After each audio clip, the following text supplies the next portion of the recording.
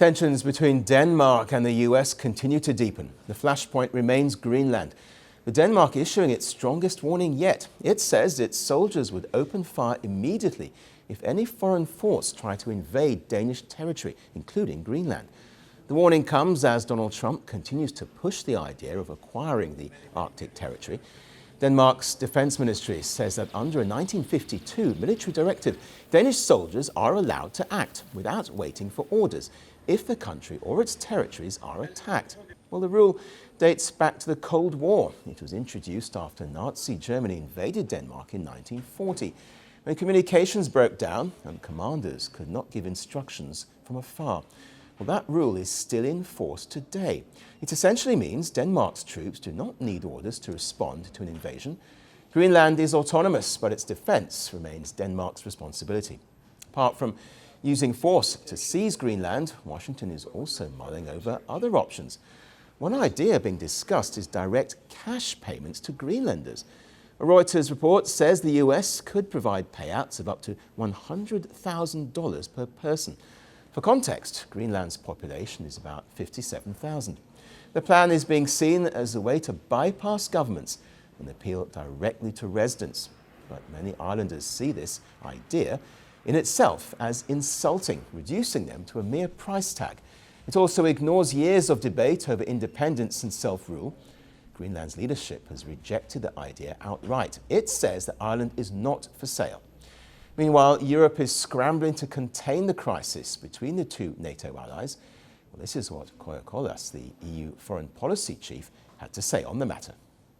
Of course, the messages that we hear regarding Greenland are extremely concerning, and we have had discussions also among the Europeans. If this is a real threat, and if it is, then what would be our response? So, as Denmark has been a good ally for United States, and all these statements are not really helping the stability of the world, I would say.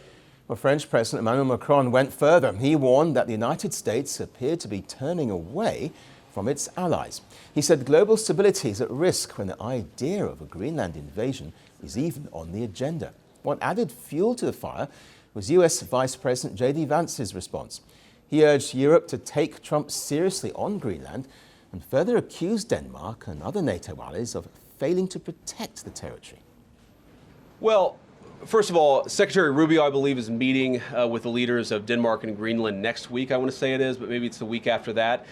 We'll continue to deliver some of these messages in private, some of them in public. But I guess my advice to European leaders and anybody else would be to take the President of the United States seriously. What has he said about Greenland? Set to the side the crazy overreactions that I've seen from the press and from certain people in Europe. What has the President said? Number one, Greenland is really important, not just to America's missile defense, but to the world's missile defense. Number two, we know that there are hostile adversaries that have shown a lot of interest in that particular territory, that particular slice of the world. So what we're asking our European friends to do is to take the security of that landmass more seriously, because if they're not, the United States is going to have to do something about it. What that is, I'll leave that to the President.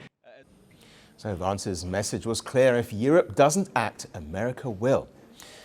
So here's how things stand right now. US Secretary of State Marco Rubio is set to meet Danish and Greenlandic officials next week. Diplomacy, invasion, cash handouts, and even the potential purchase are all on the table. The question remains then, is this just a negotiation tactic, or is it the most serious crisis that NATO has faced in decades? The world doesn't fit in boxes, so why should your news? From battlefields to negotiation tables, from internet outrage to real-world injustice. The conversations everyone is having and the ones they're avoiding. It's the same show, but this new year, Firstpost America gets a new look. I'm Cary Johnston, and this is Firstpost America.